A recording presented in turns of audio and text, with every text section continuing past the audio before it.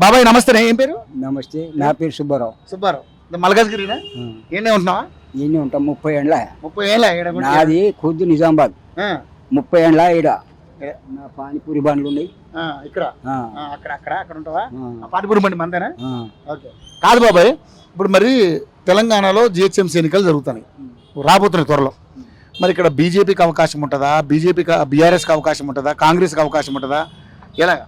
ఇగో బాబాయ్, అది మనం చెప్పజాలం. నీ ఉద్దేశం ఏంటి? అట్లా కాదు, నా ఉద్దేశం ఉండని ఓలది ఉండని. నేను ఒక్కొని ఈ ఫలానానికి ఒక్కొని వేస్తే వాడు వస్తా? అట్లా కాదు, నేను ఒక్కడు వేస్తే గెలుతాడు కాదు, లోకం ఏం మాట్లాడుకుంటుంది? లోకం మాట్లాడుకుంటుంది. కేసీఆర్ రావాలా, మంచి కేసీఆర్ రావాలా. మేమంటున్నాం దేవేంద్ర రెడ్డి 2 ఏళ్ళు ఇయ్యాటిండు, కేసీఆర్ ఇచ్చినంత దేవేంద్ర రెడ్డి ఇయ్యాటిండు. మరి దానికి ఏం తప్ప? ఇప్పుడు రేవంత్ రెడ్డి పరిపాలన బాగాలేదా? అరే బాగలేదని మనం ఎట్లా అందమాయా? మరి ఆయన 6 గ్యారెంటీలు అన్నాడు కదా. అంటాడు అసలు అనేది అంటాడు, జరుగుతున్నాయి. ఏమేమైతుందో చూసుకుంటూ పోవాలా, మరి ఏం చేస్తా? అది ఏం చెప్పజాలం.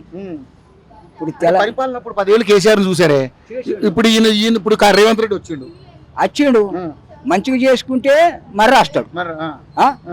ఇక ఇట్లనే మందికి తక్లీఫ్ ఆయనంటే పబ్లిక్ వేస్తారా? పబ్లిక్ చూస్తుంది కదా ఏంటని. మరి కేసీఆర్ ని ఎట్లా చేశారు? 10 ఏళ్ళు చూశారు, తీసేసారు. ఇప్పుడు నువ్వు పబ్లిక్ మంచిగా చూసుకుంటే మరో నువ్వు వేస్తావు.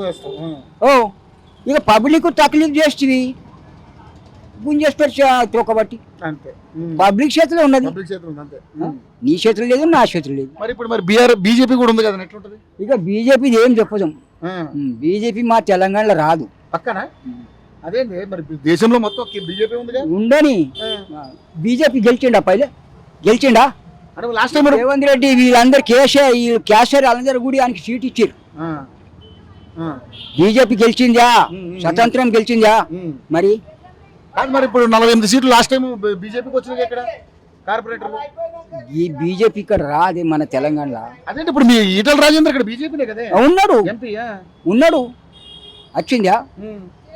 రాష్ట్ర ప్రభుత్వం రాలే, మరి ఇప్పుడు జిహెచ్ఎంసీలో మేయర్ బీజేపీకి రాదా? ఏమైతుంది ఏం చెప్పలేదు.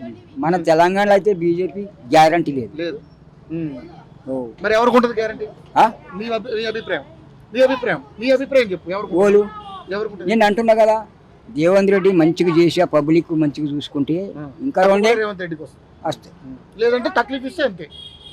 మరి ఇప్పుడు ఓట్లు తీసేస్తున్నారు కదా, దొంగ ఓట్లు. ఎస్ఆర్ ఎట్లున్నది? ఇప్పుడు కొత్తగా కానూన్ తీసిండు. మై గ్యారంటీ మత కార్డులు బాధాపుతా ఉన్నాయి అన్ని.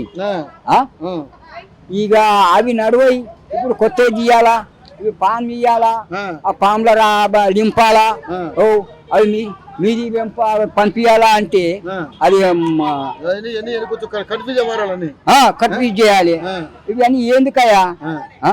ఇక మతం లేవా? ఓటర్ కార్డులు ఉన్నాయి, ఆధార్ కార్డులు ఉన్నాయి, అన్ని ఉన్నాయి మాత. ఇప్పుడు మొన్న అట్లా చేసిండు. ఆ ప్యాన్ కార్డులకు పింఛన్ రాదు, అది రాదు అన్నాడు. ఈ సేవలో పోయి 200-300 ఇచ్చి ప్యాన్ కార్డు చేపించి పోస్ట్ ఆఫీస్ తిరిగి బ్యాంకులు ఇచ్చేసినాం. ఓకే అన్నారు. ఫోన్ లింక్ చేసినాం, అన్ని ఓకే అన్నాం. అన్ని ఖర్చులే కదా. మన మనసు ఎట్లా అనిపిస్తుంది గోరుగరీబ్ మందికి? ఇప్పుడు చదువుకున్న వాళ్ళు ఉంటారు, చదువుకోలేని ఉంటారు, వాళ్ళకి అర్థం కాదుగా. ఇప్పుడు మరలా కొత్త తీసిండు, ఫాములు ఇవ్వాలా, ఫాములు నింపాలా. ఆ ఫాములు మాకు రావాలా.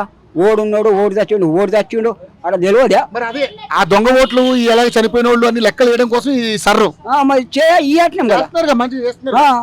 మరి చేస్తాము, మరి అంతా చేస్తాం. ఏదేం లేము శిలకుంచలే. నువ్వు ఏమేమి చెప్పింది అన్ని చేసుకుంటూ రావట్లేం. అయితే మొత్తానికి రేవంత్ రెడ్డి బాగా చేస్తే గెలుస్తాడు. గెలవడు. కేసీఆర్ కూడా అవకాశం ఉండదా? ఇక అది మేము చెప్పాం. కేసీఆర్ పాపం 10 ఏళ్ళు చేసి అని బీకేసారు. వాడు వస్తాడో రాడు అంతే. బీజేపీ అయితే రాదంటూ పక్క. బీజేపీ రాదు, మా తెలంగాణలో రాదు, అక్కడ వస్తాయి. రైట్ బాబాయ్.